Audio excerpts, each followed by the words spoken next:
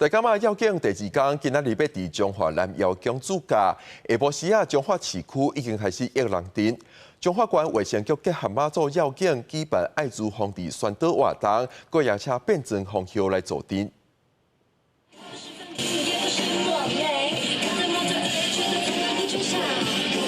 变装红球热烈的舞蹈表演真摄人目，民众看甲目睭无转轮。2025年大甲妈了警，预定4月初5要伫中华南药江主假。下晡时啊，妈祖銮桥也未到，市区已经开始约人阵。中华县卫生局就来结合妈祖了警，举办爱滋防治的宣传活动。今仔日咱非常的欢喜吼，来到遮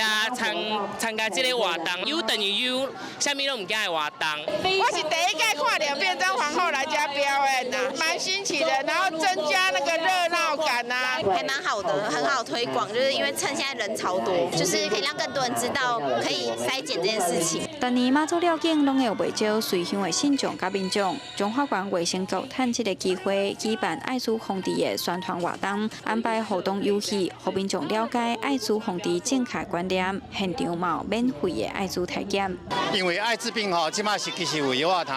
做治疗，食药了后，身躯拢无病毒，就袂传染性。